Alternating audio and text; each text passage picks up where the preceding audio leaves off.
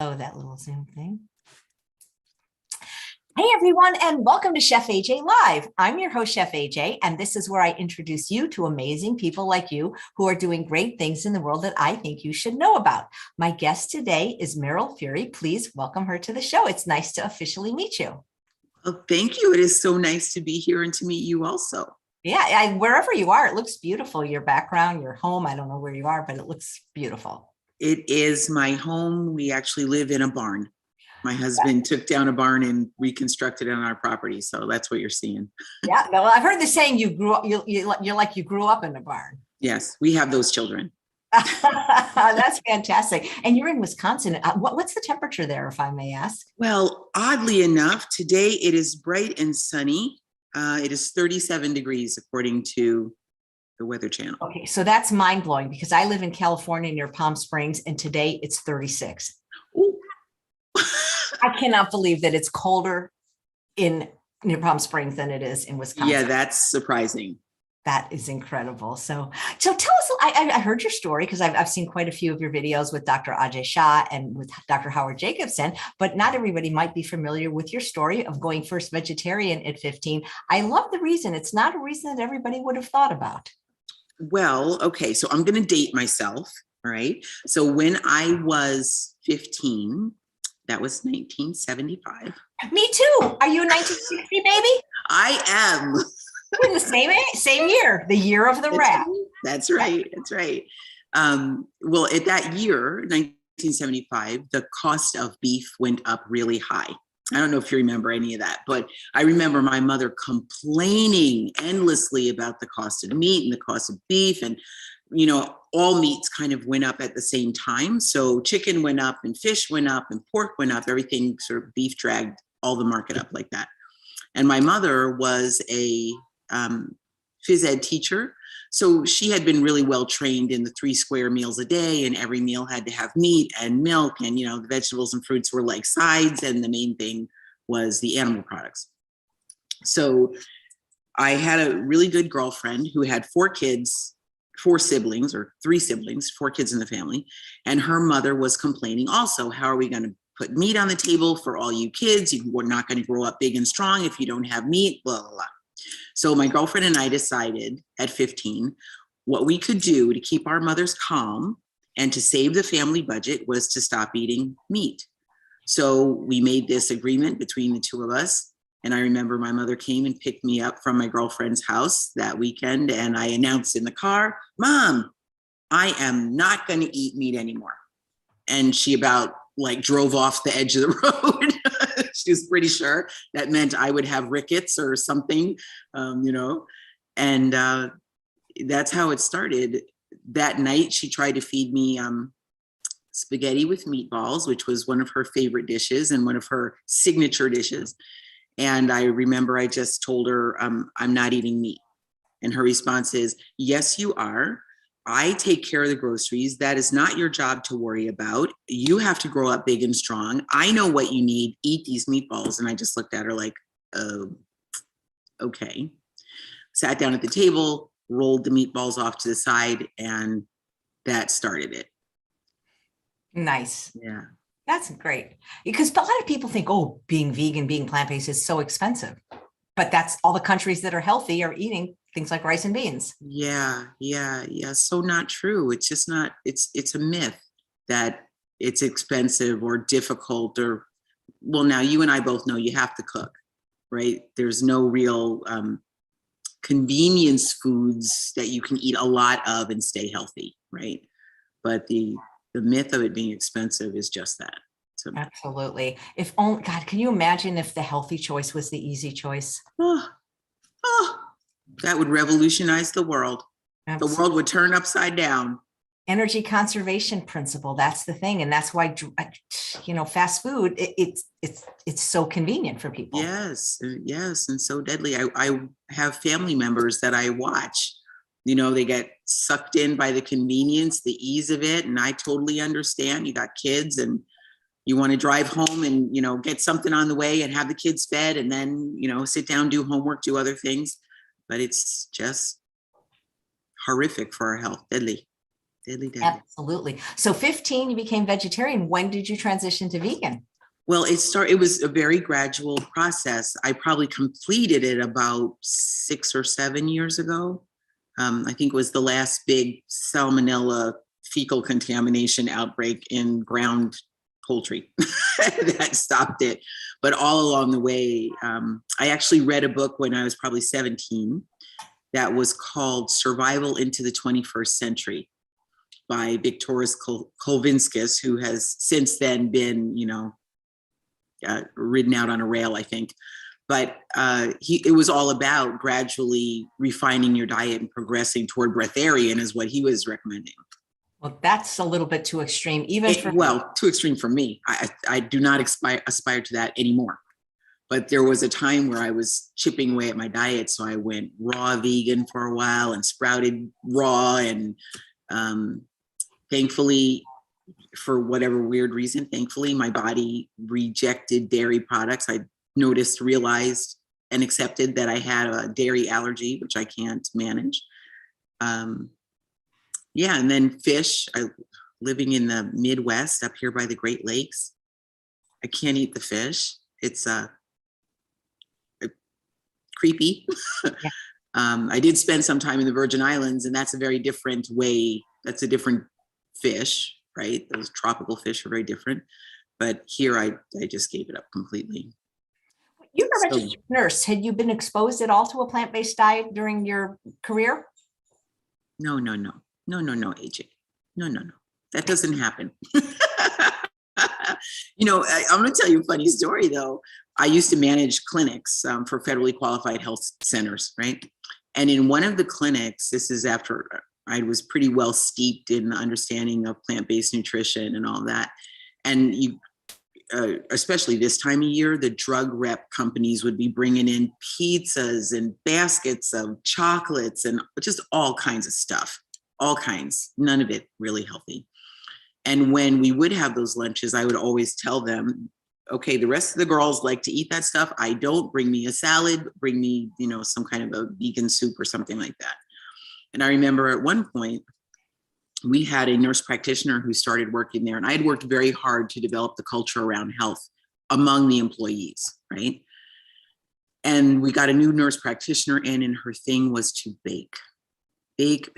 She baked something every time she came in. And she and I literally almost went toe to toe over how she was undermining the health of her coworkers. Everybody in the clinic was trying to lose weight or manage some kind of a health concern.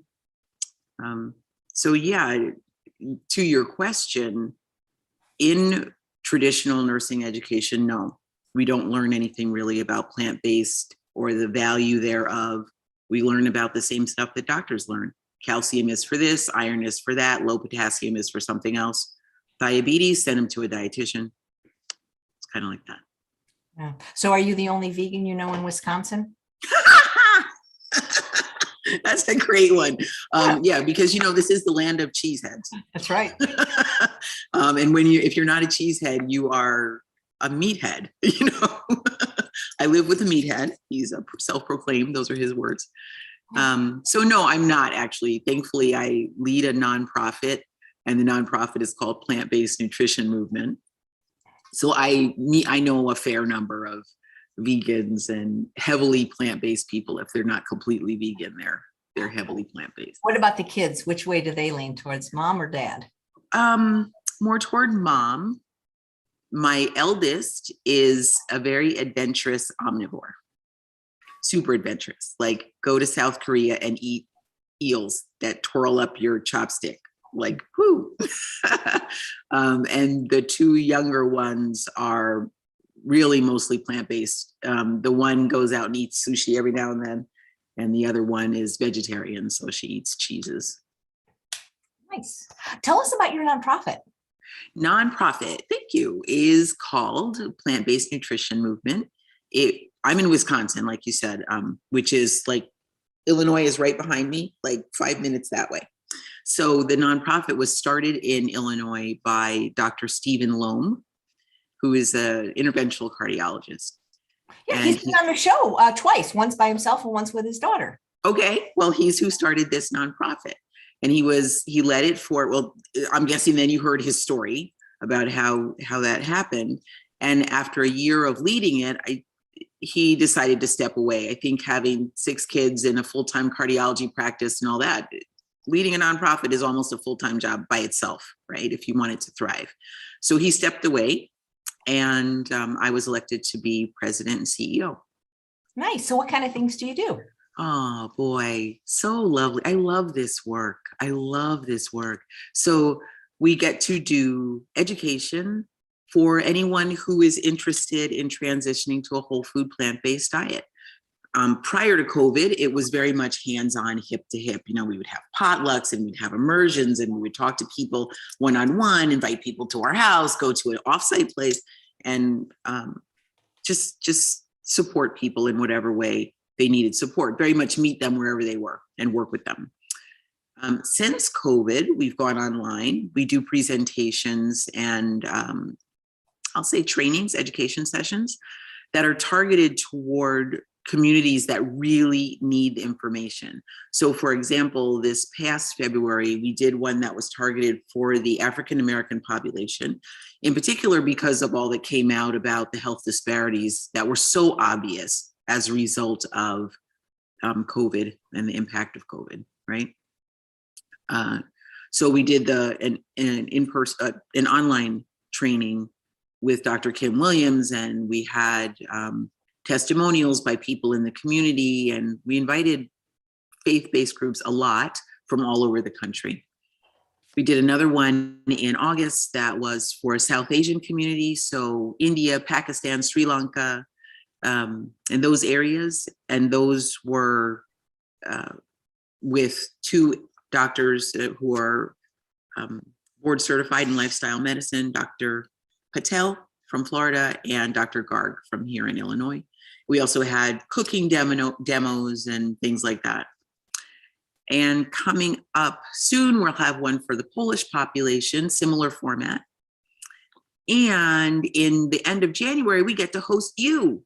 Oh yeah, that'll be fun. So That's exciting, right?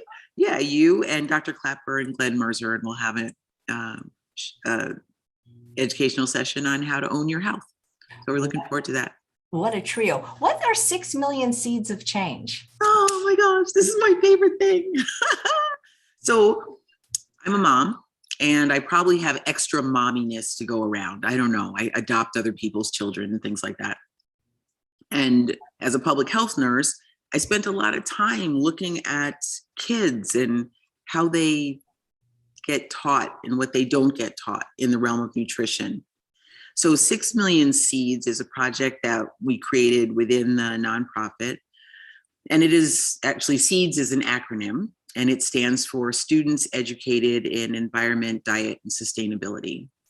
And it is all about teaching kids in schools about, okay, let's try out different vegetables, different fruits. Why would you want to? What's sustainability? What's regenerative, agricultural practices, using smaller words maybe. And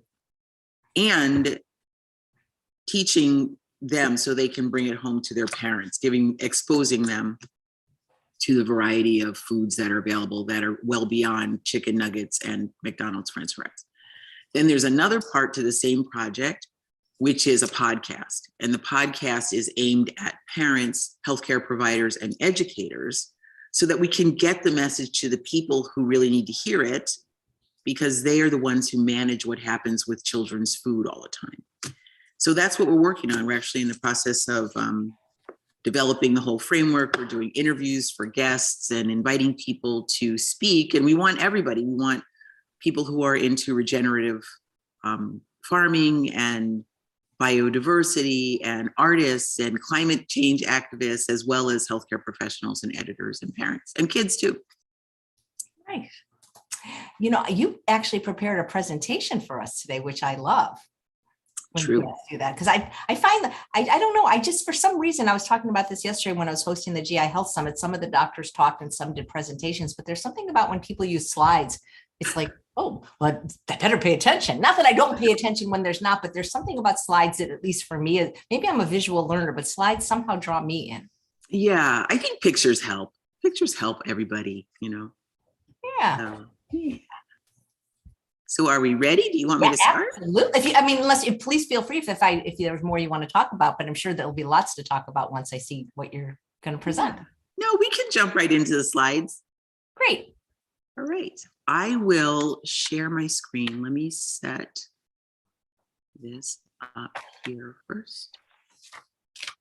Good. Uh-oh.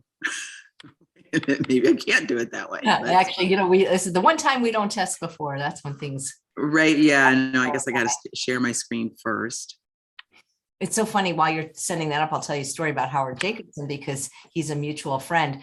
And the first time I heard him speak was at Vegetarian Summerfest and the PowerPoint didn't work. And so he was hilarious. He was so gracious about it. Instead of getting upset at the volunteers, it's not their fault. He would do his presentation without it, but he kept referring to slides that weren't there. It was so no. He goes, well, if the slide was there, it would have said this. And oh my gosh, this is saying that it's failing. Hold on.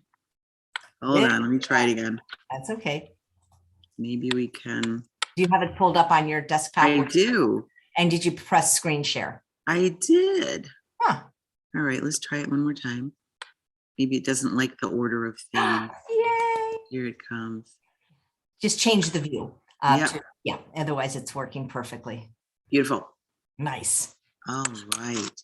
So this is a presentation about a trip or not really about a trip that I took to Kenya, but kind of about a trip I took to Kenya pre-COVID. As a veteran public health nurse, I tend to look at things through the perspective of health. It's a sickness. It's something I deal with all the time. It just goes on and on. It doesn't stop. And while I was in Kenya, that's kind of what I was doing. I was assessing people and assessing situations and looking at food. I always look at the source of population illness because in public health, of course, when public health first started, it was based on looking at, I believe it was like a dysentery or a cholera outbreak, I believe. And they wound up so many years ago determining the source, and the source was a public well that people were using and it was infected.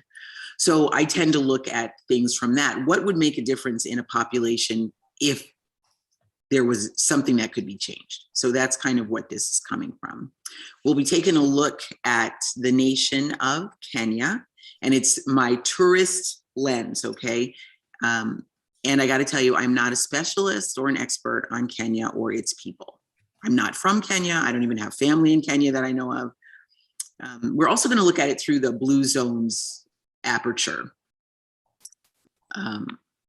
So when I was growing up, maybe like you, AJ, I used to watch films or movies, television, all about Jane Goodall. And there was a show that came on called Daktari. There was National Geographic. There was Mutual of Omaha's Wild Kingdom. And of course, Born Free. Live Free and Stay Free, which were Joy Adamson's story of her living in Kenya with lions in her home. It's funny to think about it now, but those shows shaped my view of Kenya and Africa in general. I haven't heard Daktari mentioned in probably 50 years. Isn't that crazy? Do you remember those shows? I do remember that show now. Oh my gosh. So when I went to Kenya, I wanted to go to Kenya basically my whole life, 50 years, right? Certainly since the age of reason, I wanted to go to Kenya. And so for me to get to go was just a trip of a lifetime, literally 50 or more years in the making. So a little bit about Kenya, because I think the country or the continent of Africa is a bit of a mystery for a lot of people. Countries come into being and they disappear, and borders change and things change. So just a little bit of geography here. Kenya on this slide is that green country there that's bisected by the equator. It is bordered by the Indian Ocean there on the west, and Somalia. Wait a minute, let me go in order. Indian Ocean and Somalia on the east, Ethiopia, South Sudan to the north, Uganda to the west, and Tanzania to the south. It is bisected by the equator. And given that I spent my life watching Jane Goodall and all those lovely other shows, Doc Tari and Joy Adamson, I thought it was hot. I thought I was going to a hot place. We're on the equator, but actually it's quite chilly. People there in Kenya wear winter coats and gloves and things all the time. Given that I'm from the northern latitudes, I probably had an advantage, so I just wore a scarf and hoodie a lot. It was beautiful. As we know, Africa is considered the cradle of humanity, but we tend not to really think about what that means. People have lived in what we now call Kenya for at least 3,000 years, and maybe even longer. They believe the Maasai have lived in Kenya longer than that, predating all explorers. But what we know of Africa and Kenya is what the explorers found. We have no real records of what was going on there before the explorers. European nations actually in the late 1800s decided to divide up Africa and take portions of it for colonialization. So what we see of the countries here are basically remnants of what was divided up by the European nations in the late 1800s. By the early 1900s, Britain was already well into Kenya and colonizing Kenya in its own way. One of the things that the European nations did, and Britain was particularly good at this, everywhere they went, they would dominate the people, right? And destroy their traditional foodways. They would sequester the people off the land, remove them completely, put them in reservations or concentration camps, disallow them from owning. And like in Africa, I'm sure owning land was similar to with the Native Americans. Owning land wasn't really a thing. You have a territory and you live in it, but owning land was not really a concept among African tribes at that time. So Britain made ownership of land for the natives illegal and gave the best farmland to their own white settlers, with, in some cases, 999-year leases for the settlers to hold onto the land, as well as, even after the farming practices were changed and established more toward westernized thought, the natives were not allowed to produce tobacco on their own or coffee or tea. This probably sounds pretty familiar. You've heard these stories before about how native populations are basically marginalized and in some cases completely decimated by these kinds of practices.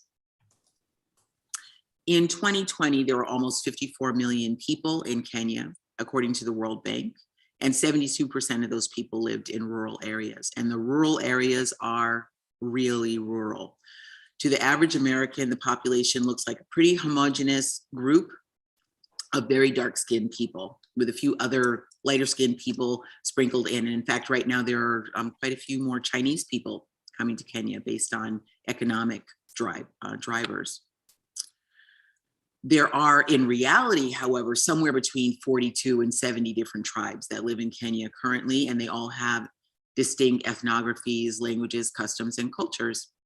And it is the six biggest tribes that sort of six biggest tribes that drive what we see as the culture of Kenya. Now, I do want to sort of call out the Maasai, who are only 2% of the population. They are very visible and probably the most well-known because of the way they dress and they adhere to their cultural practices. When I was a kid, even as I was watching Born Free and Dr. Ari and all those, my father used to talk to me about how amazing the Maasai were because they were very regal and they were a warrior tribe. All right, so Kenya is really up against some challenges. It's part of the global South, or what we used to call the third world. The people hold many strong old world beliefs. The only places you actually see first world or global North or Western style amenities are in the cities, and that would be like Nairobi, Mombasa, the big cities, and in the resorts.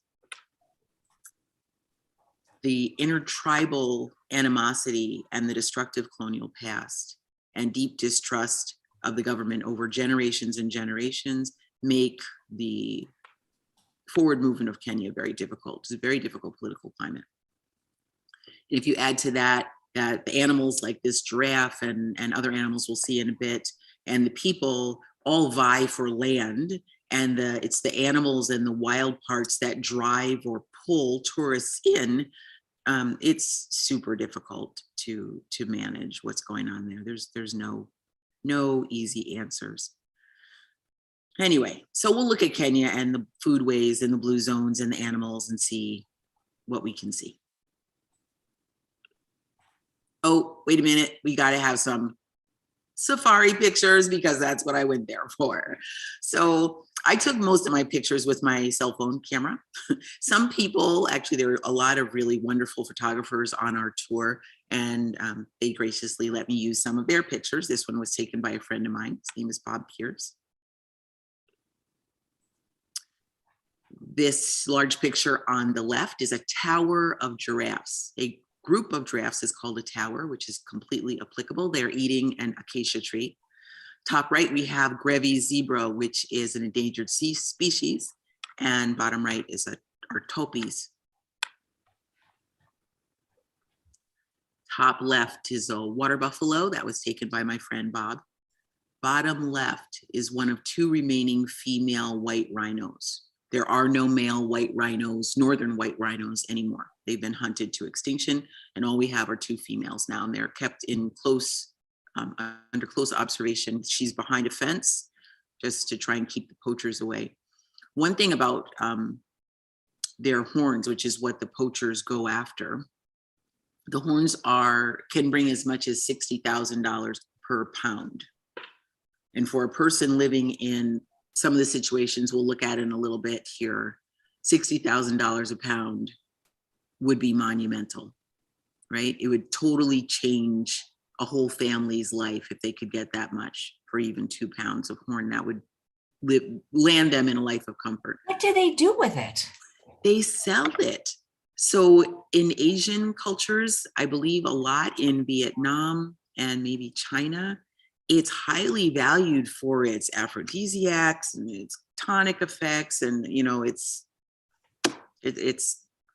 that's what it is. They're after it for medicinal purposes. It's really pretty brutal what happens. They will literally behead a rhinoceros and then scalp the horn. Horrible. But if you think about it, $120,000, if you could get 2 pounds of rhino horn, it could buy a decent home, it could feed their children, send them to a good school, and let them retire for the rest of their life. A little more on the safari. This giraffe here, I was actually literally that close. That was not a zoomed in picture. And that is on an island that was populated with giraffes for the movie Out of Africa with Meryl Streep.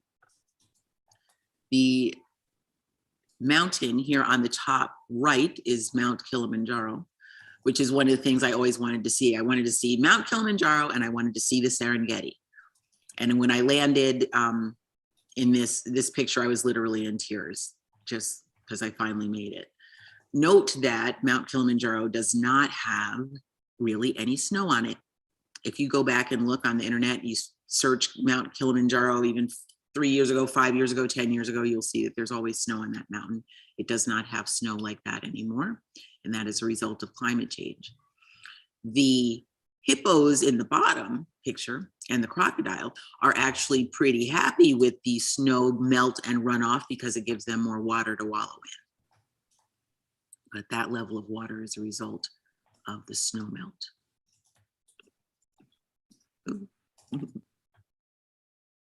All right. Same thing here, another giraffe on the same island, and I was literally that close to it. That is not a zoomed in picture. That hog or a boar on the bottom right is a giant African forest hog. I just love the cheekbones on that monster. That's great.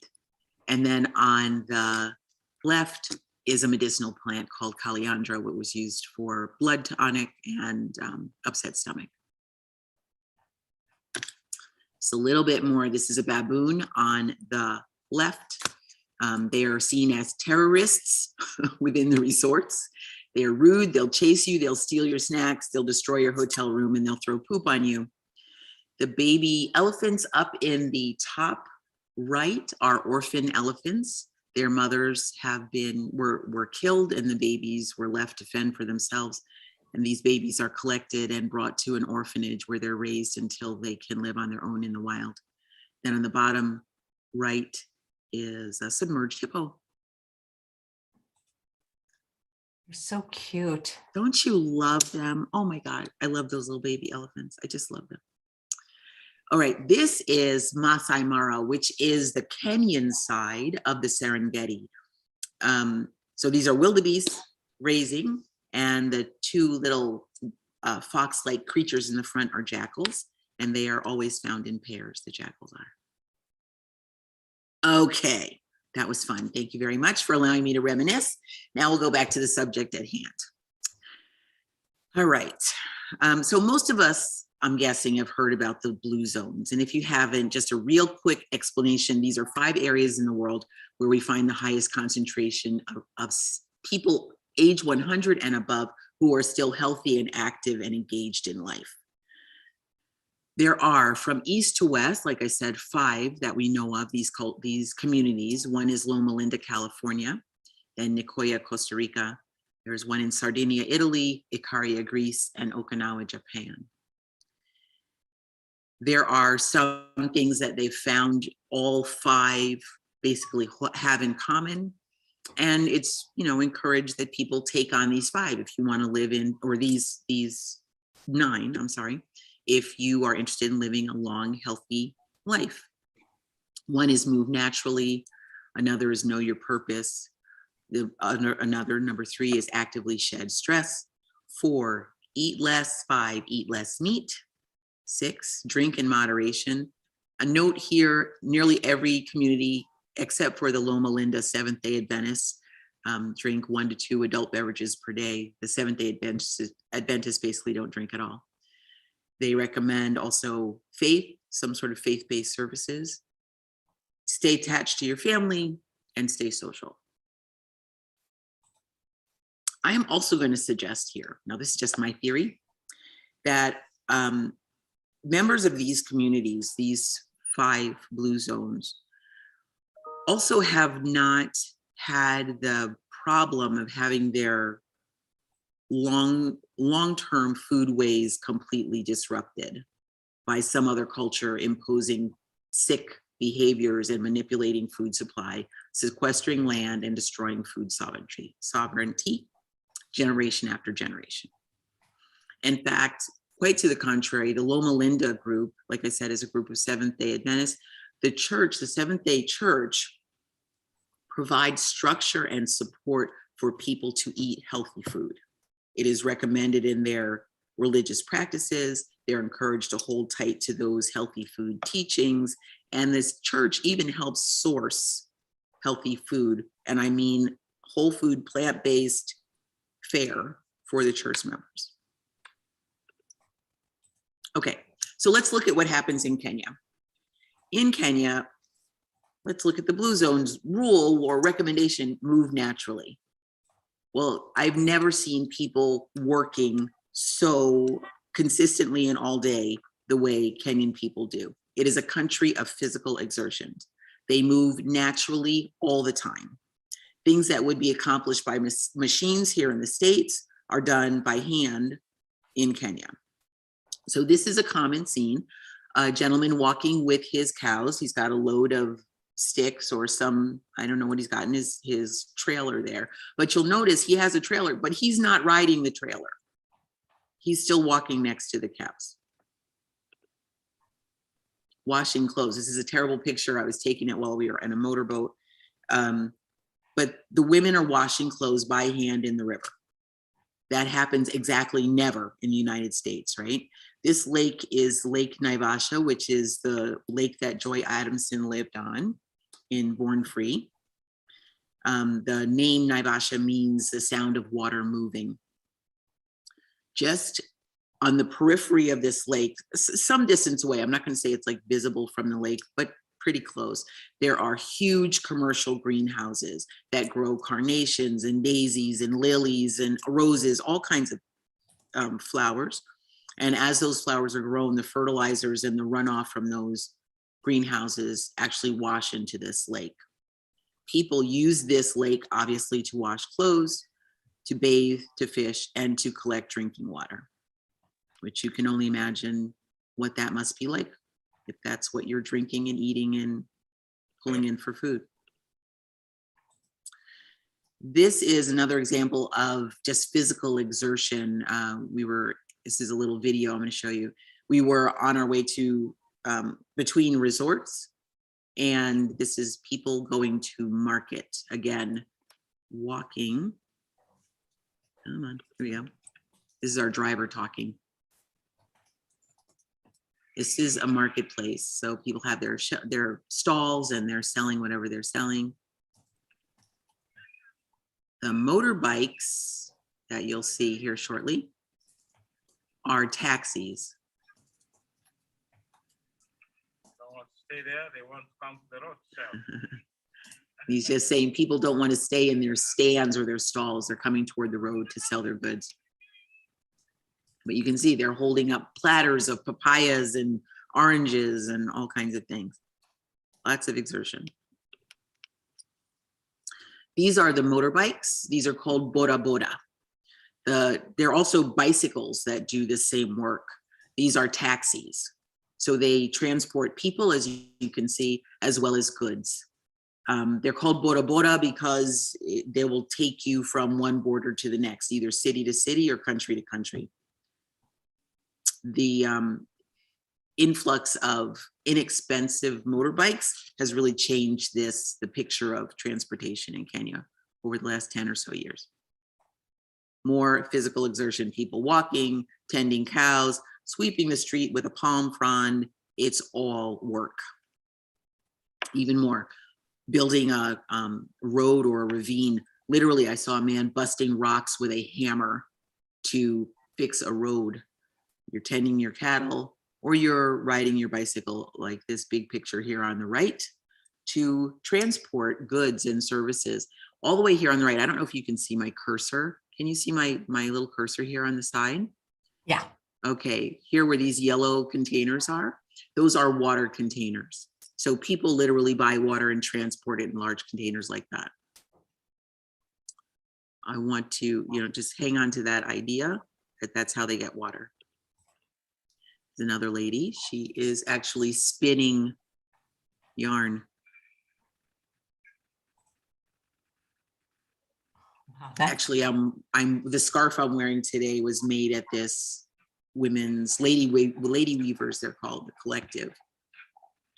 And these are women who support their families by weaving and spinning yarn and things like that. That's amazing. Yeah, it is. AJ, I can't tell you how fulfilling it was to go on this trip. It was absolutely beautiful. Look at the beautiful color. Yes, yes. So I'm so glad you brought that out. So another one of the tenets of the Blue Zones is know your purpose, right? This is a Maasai medicine man. He's holding medicinal sticks or twigs, things they would use to help cure people if people were sick. Now, of course, in a traditional setting, it's really important that you know your purpose, because if you don't know your purpose, you're just going to screw things up. You're going to be doing somebody else's job. You're going to cause some upset in the family. Women don't do men's jobs. Men don't do old people job. Old people don't do, right? You understand, right? So the roles are designed and defined by gender and age. The Maasai, you brought up the color, normally wear red. That is one of their signature color. They're a color that's very important to them. In particular, this gentleman is wearing blue because it was a holiday day for him. I don't know if it was his anniversary. I don't remember what exactly he said it was, but blue was a special color for him that day. But defined purpose just helps keep the stressors to a minimum, right? There's no argument about who's gonna build the house. Okay, I'll tell you a funny story. So this is a house he's standing in front of. And to be an African-American in Kenya is a very special gift, very, very special. So I was in a group of Caucasian white travelers. I was the only African-American. And they treated me, the native people treated me very differently than they treated the travelers who were with me. And at one point, this gentleman here said, so do you want to stay? Would you like to stay here with us? And I'm like, I have a tour. I need to keep going. And he said, well, we're going to be moving the houses in 2 weeks. They need to be moved. And that's the women's work. The women move the houses. So if you want to stay, you can stay and help move the house. And I said, thanks so much. That's a wonderful offer. What kind of food do you eat? And he said, we eat milk and blood. Oh my gosh. Yes, Definitely not vegan, huh? Definitely not. Their primary staple, and I have this in another slide too, but their staple, this is what they eat. This is how they live. Milk and blood. They bloodlet their cattle. These are pastoralists. They herd cows. So they let blood out of the cow, not enough to weaken it. And they milk the milk out of the cow. They mix the two together until the two curdle, and that's what they eat. They're very proud of that.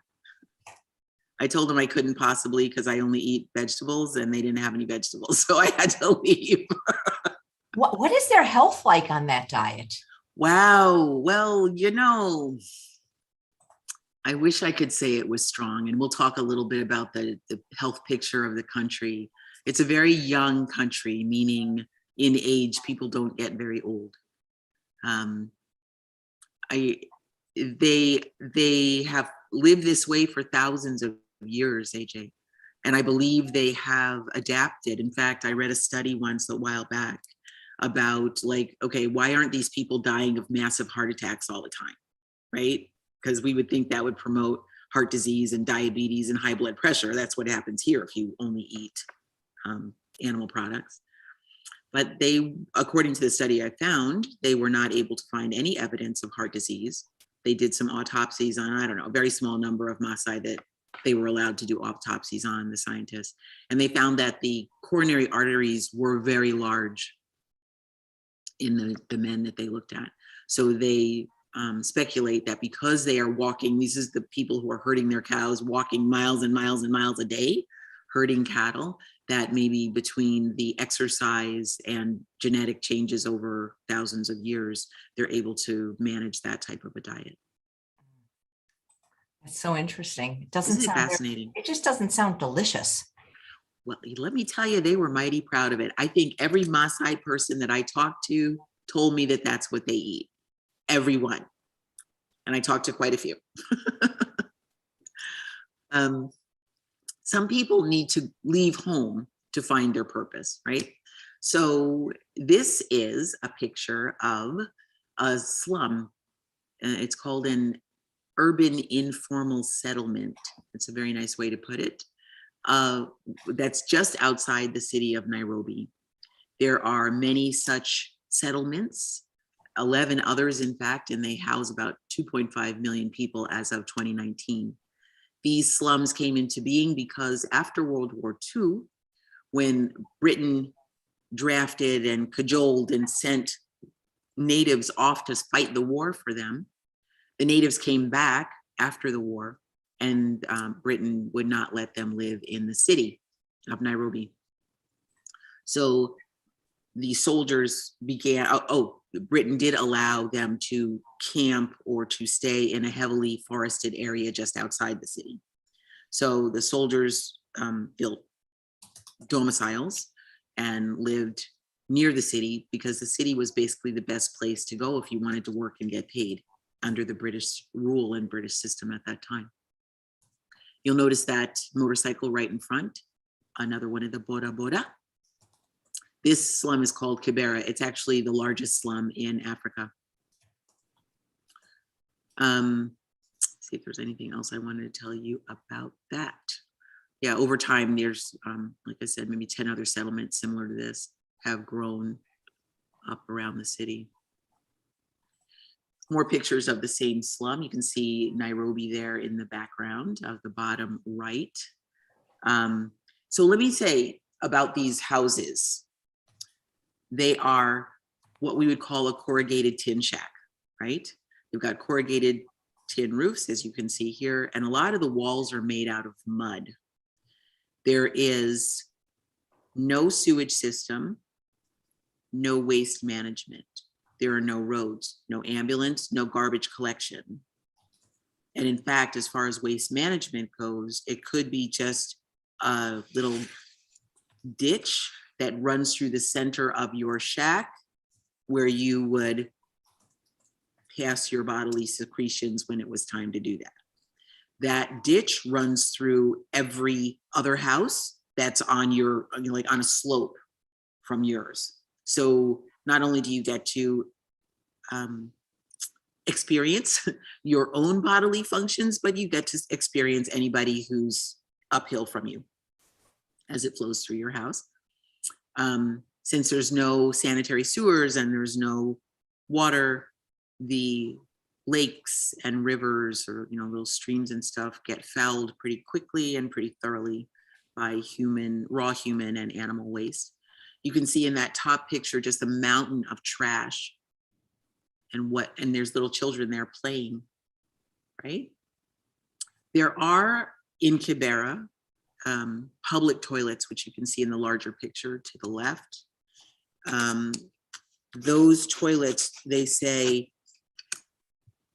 service about 50 people. And when those toilets are full, they are excavated and cleaned out by hand. And that waste is also dumped into the nearby river. As all that accumulates in the river, or in buckets or puddles or in the ditch that runs through your living room, it causes just the perfect environment for high levels of waterborne illness like cholera, typhoid, hepatitis, and dysentery. And in fact, the waterborne illnesses and diarrheal illnesses are among the top killers of children in Kenya. Now, fascinating enough, this would be enough to, okay, let me tell you this before I go any further. These units are rental units. So people pay rent to live in these buildings, these domiciles. They're usually 12 by 12. They can house up to 8 people. And there's no running water or sewer. People are still happy to get a spot in one of these houses, though. One of our tour guides actually lives in this informal urban settlement, and he said that people are very happy to have a spot here because it means they're closer to the city and they can possibly have a job, get a job, find a job, right? And then they're able to send money back to their people, their families who may be living miles and miles and miles away, days travel away, and help support their children and their seniors.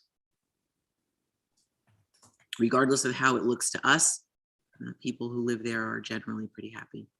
Now, Nairobi, back in 2007, there was a survey done that showed that there were about 60,000 homeless people in Nairobi still looking for their purpose, but they were happy to be in Nairobi.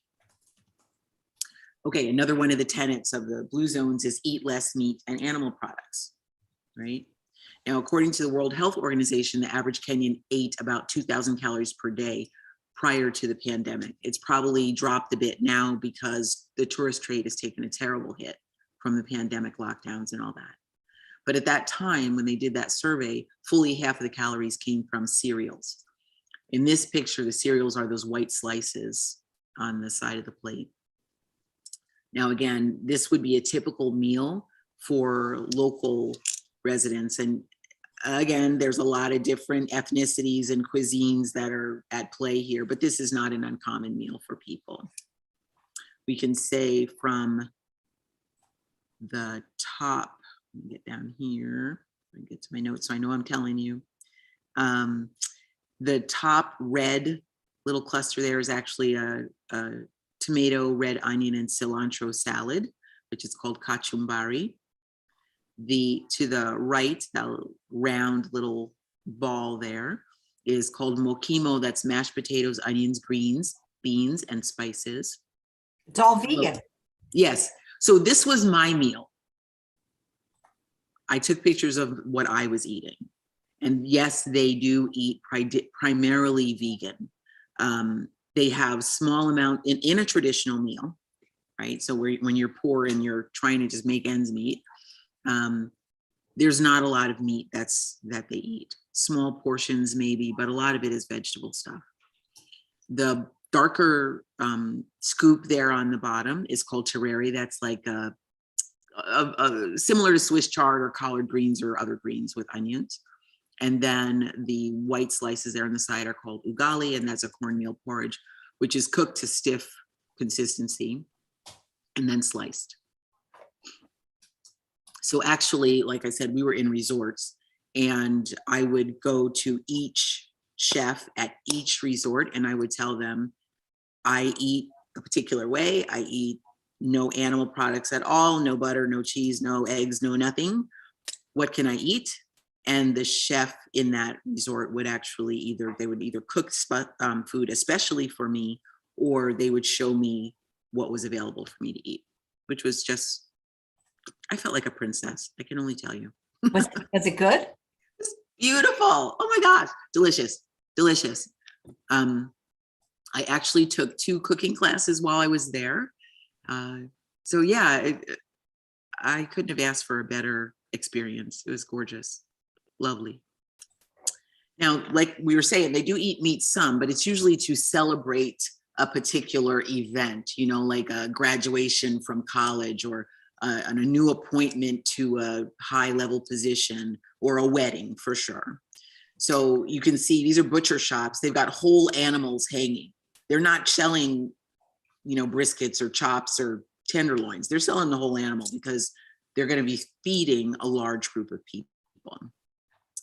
They also will butcher animals for when the animal's not paying its due. So, for example, if a sheep is not producing enough wool, or a goat is not producing enough milk to pay for its own upkeep, they will butcher the animal for that reason. These are other ingredients from the meals that we cooked. So we have garlic in the top left. We've got red onion on the top right. Below that is ginger root, and the red is chopped tomato. These are very common ingredients in what they prepare. These are another one of the meals that I helped cook. So we have greens on the large picture on the left. And the top right, that's called matoke, which is stewed green plantain cooked in a just luscious tomato gravy. Delicious. Oh my gosh. And then on the bottom is the meal on the table, plated, well, not quite plated, about to be plated. Notice there are only 4 forks, and those are on the plates for serving.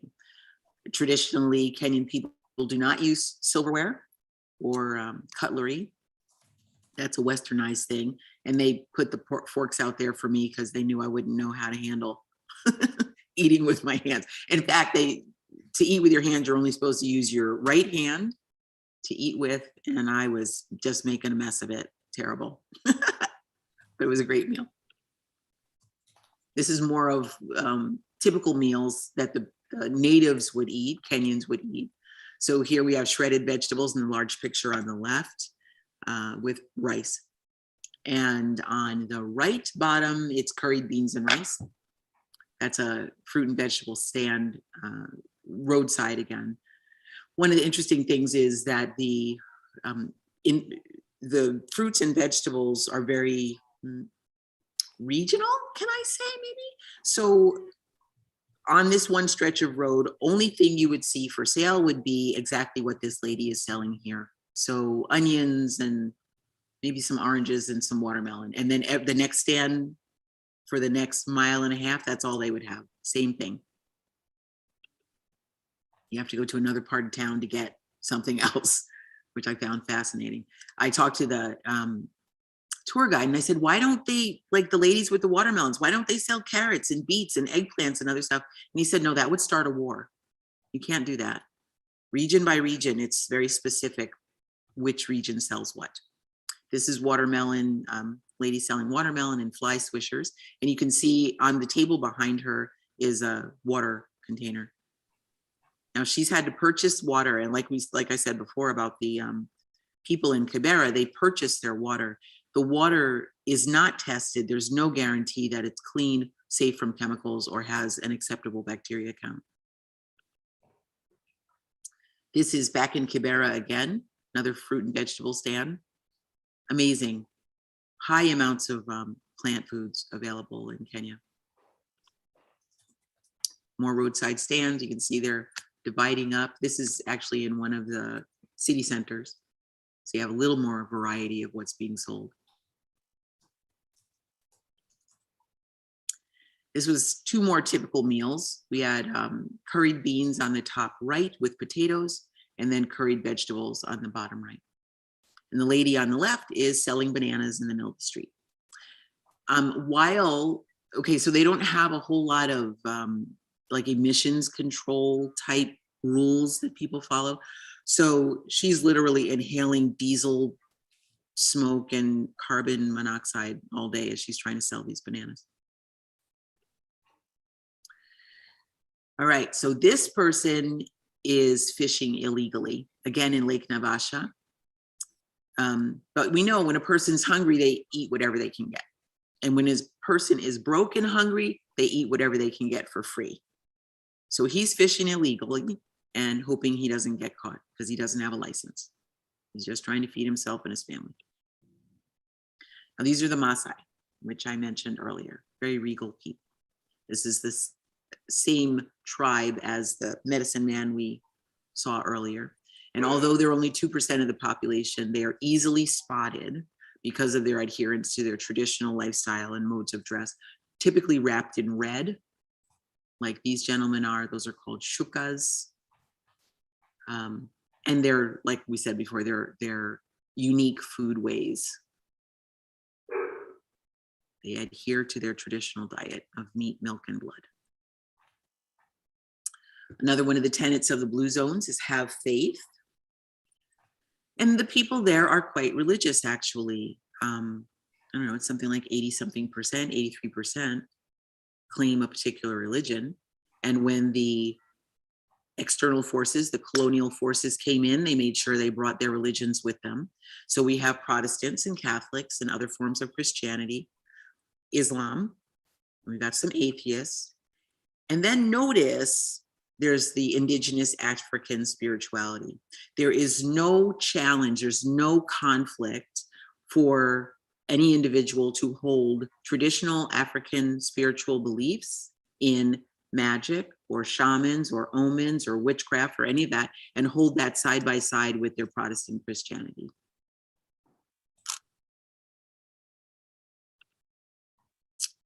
There's another little video.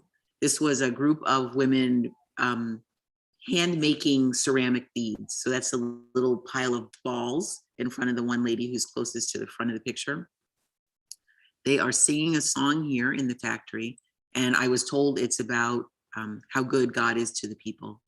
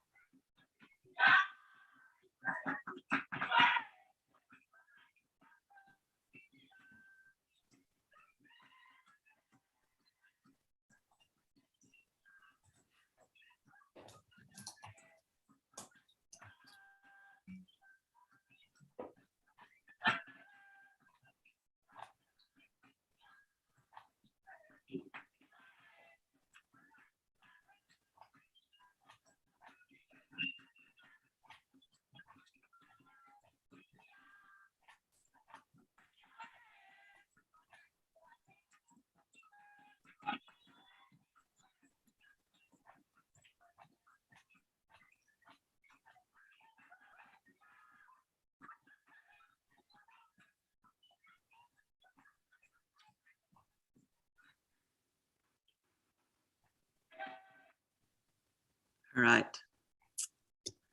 Another one of the tenets of the blue zones is stay connected with family.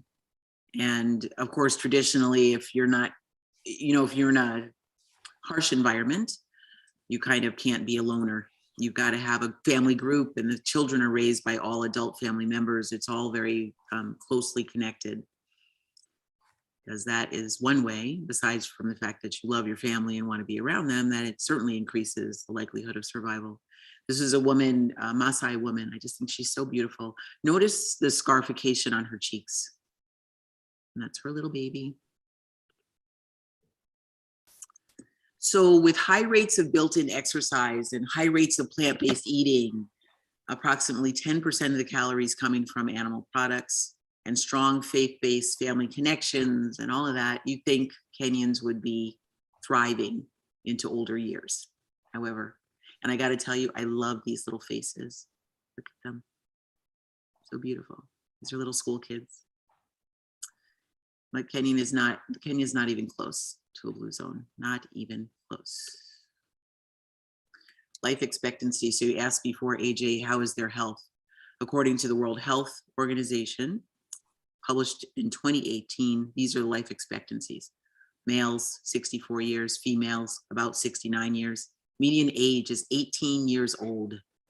Total life expectancy, 67 years if we round it off. And only 2.7% of the population is over 65 years old. Very, very young country for it to be such an old country.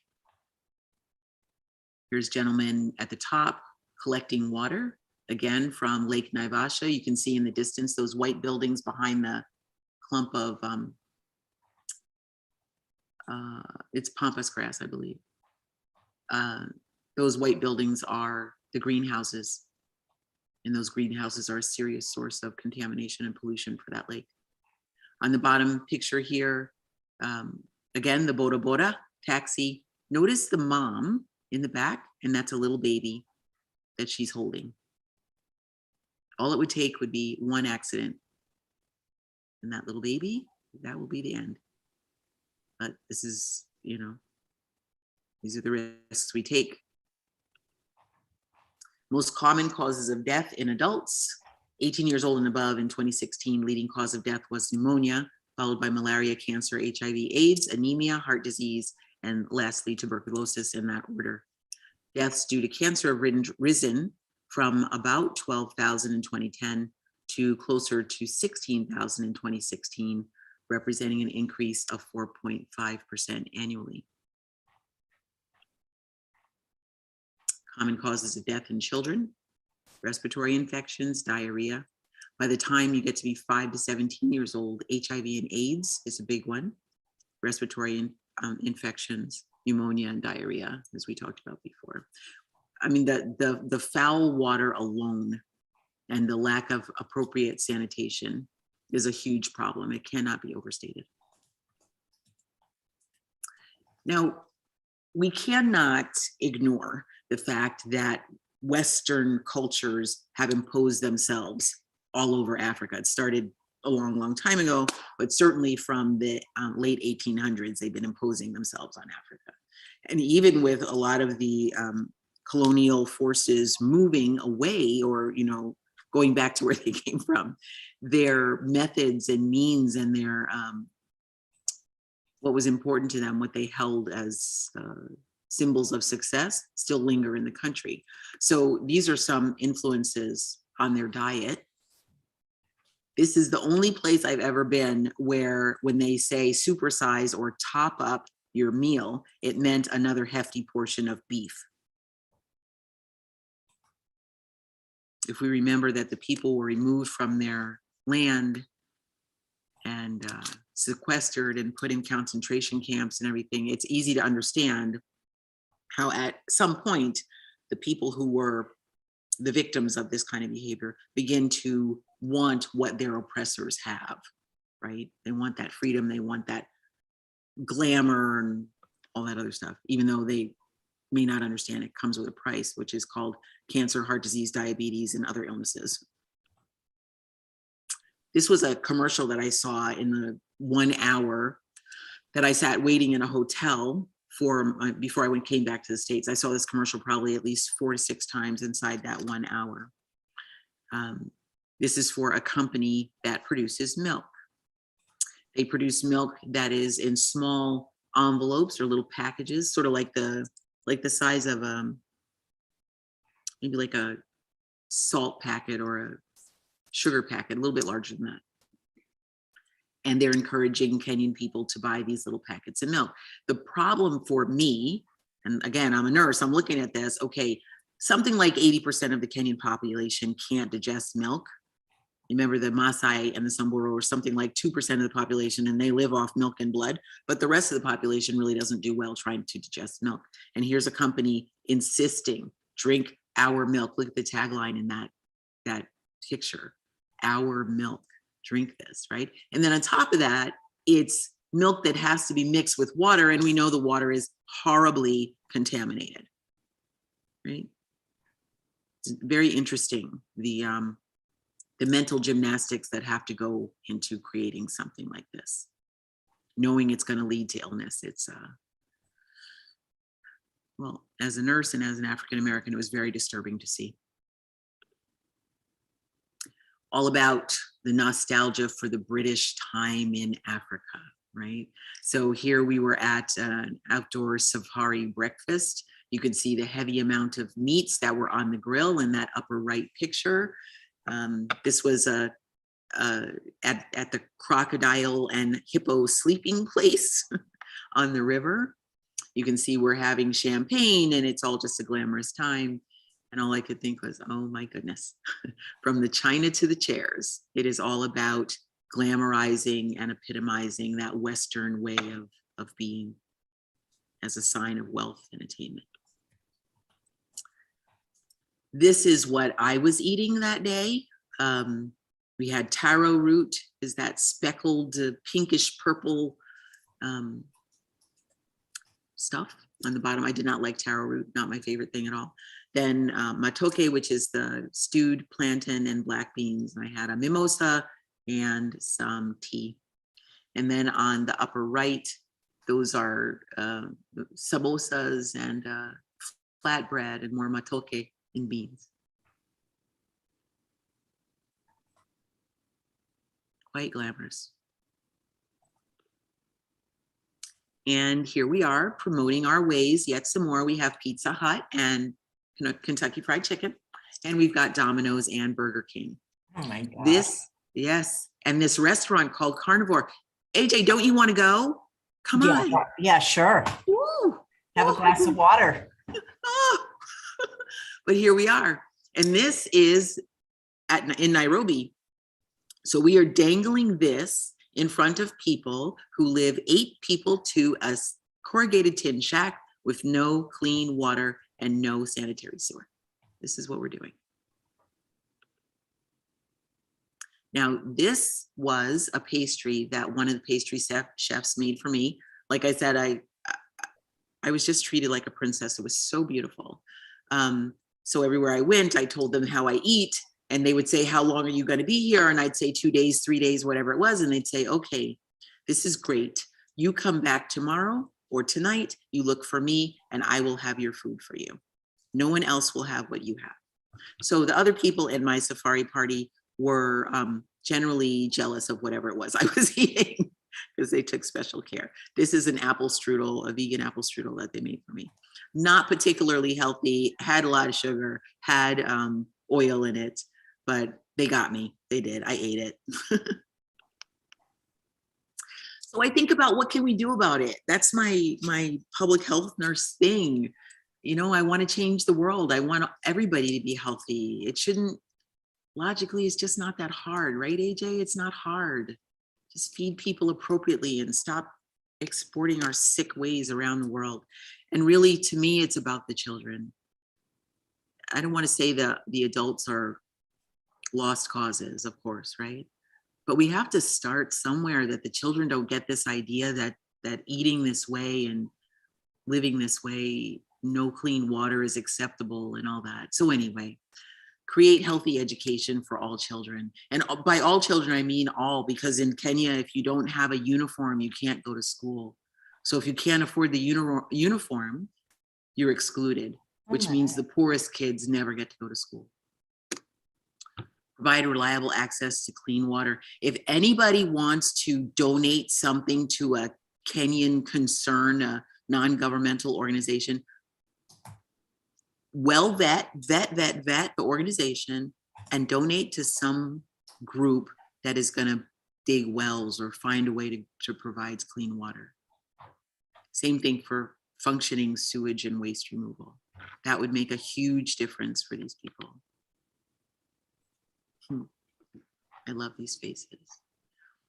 Another thing is stop glamorizing the way we eat and what we have and what we do and how things are in the West. Now, this is not our particular, maybe individual challenge, but in a way it is. In a way it is. So if we could find a way, and I'll say this too, AJ, one thing that this last, all of 2020 and now dang near all of 2021 has taught me is that publication and mass media of what we want people to do and what we want people to understand can sway the whole world.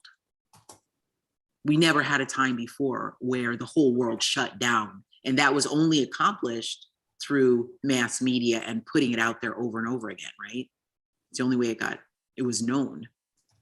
So if we actually were able to start putting it out there that certain ways of carrying yourself and ways of eating and ways of being are unhealthy for individuals and the planet as a whole, we could tip the scales on this. I love this. This is a little song that this school children sang for us. And I'm going to start it and then I have to scoot it forward a little bit. Hold on 1 second. Uh-oh. Right about here will be where they start. Mother, Father, where are you? Mother, Father, where are you? I want to go to school. I want to be a teacher. Yes, I can.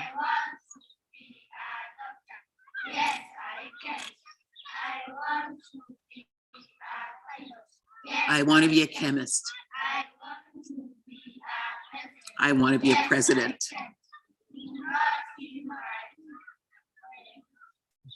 I want to go to school. Yikes. Sorry, that one gets me every time. So that's the end of my little story here. I feel like I was there. I feel like this was a National Geographic show. Oh, thank you. It was How long ago did you go? This was the October 2019. I'll stop the share here. These are just a tower of giraffes crossing in front of us, looking very prehistoric the way giraffes do. Are they safe, or is every species endangered now? Every species has had its numbers hit very hard. When we used to watch National Geographic, I don't know if you remember, or Mutual of Omaha. Mutual of Omaha, yeah. Yeah, you would see the range was teeming with game, right? There was huge numbers of everything, and it is not that way anymore. There's elephants there in the background. You can see if you look real close, right about the giraffe neck level. There's elephants back there. But yeah, every species has taken its hit, and it's harder all the time. They have national preserves, but people want access to land. People want to build glamorous Western style homes, and that's kind of how it looks. I'll stop the share now. We really are destroying the planet, aren't we? Oh my goodness. Oh my goodness. It's just, it's painful to watch. It really is. The clothing is so beautiful, the colors. Yeah. Yeah. The blues are so blue and the oranges are so orange. I mean, I would wear those clothes. I'll tell you, this is my Maasai wrap that I got at that, the Lady Weaver's shop. And these are earrings. I don't know if you can see them. Those are gorgeous. From the Maasai camp. Yeah, very beautiful. And like I said, there's 40 to 70 different cultures there. And each culture, well, several of the cultures anyway, have taken particular types of trades or whatever, and they specialize in those trades. And I won't be able to tell you which ones they are, but say, for example, one group specializes in wood carving. One group specializes in government. One group is school teachers. Another group works, in the trades with their hands or something. So it's this one. Oh, I'm sorry. I just wanted to tell you that Patricia says, I love this presentation. Thank you so much for broadening my knowledge of Africa. Oh, you are so welcome. And Amanda, it's an honor. It just seems unfair that they have to have a uniform to go to school. Like, Well, that bothers me. that is a British construct, right? Yeah, that's just, I mean, as long as I mean, that's just not fair. I agree. I agree. Actually, in the school that we visited, there was one girl who her uniform was really tattered, really tattered. And I asked the school principal, is there anybody who I could buy them a uniform while I'm here so that they can continue to go to school? Or is there some family that in the community that would like their children to come to school? I'll buy 2 or 3 uniforms. What do I need to do? And she told me this one girl needed a new uniform, and I purchased the uniform, and it was all of $13, AJ. God. Yeah. We don't realize how good we have it. We don't. We're so spoiled in this country. Yeah. Gratitude is a huge thing. And honestly, that trip to Kenya just opened my eyes. Yeah. How grateful. Okay, look where I live, right? I mean, they're not worried about how many followers they have on Instagram. No, honey, they are not worried. They would like to just be able to go to work. And even if they have to leave and go days and days away to travel, that they have a job and they can send money back to their family. That's what they want. Beautiful. Beautiful stuff. I live near Palm Springs, and I'm not a fan of zoos, but when you talked about rhinos, they just got 2 baby rhinos here. I mean, I don't know what rhinos are doing in the desert, but I mean, they're trying to, I guess, save them. That's why they're here. Yeah. And it might be a different, I don't know what type. These northern white rhinos, those are the only 2 in the world at this time. They were able to harvest semen from the last male before he died. And now they're looking at ways that without risking the life of the females, to harvest eggs from the females and then do surrogate parenting, I think, in another species of rhino. But, on the flip side, okay, if you're living in a 12 by 12 shack with 8 other people and you don't have clean water, I'd be hard pressed to tell you, don't kill that animal if it could support you and 10 other people in your family, It's still sad. It's tough. It is. It's tough. But very beautiful country. I hope I wasn't too depressing. No, I mean, it wasn't that you were depressing. The world is depressing. You were just showing us parts of the world. Do they struggle with anything like we do here? Like, did you see any overweight people at all? In the cities, there was some of that. That, like that one slide showed, I didn't read it, but there's some belief that if you're rich and you've attained a certain level of income, that you can drink lots of beer and overeat and be very big. And, that's a sign of wealth. And that's not unusual in subsistence cultures, right? If you have a lot, then you show it, right? But in the rural areas no. Yeah. No, there were no little fat children running around and yeah, not at all. Nobody was drinking Red Bull and eating Cheetos. Right. Not that I saw.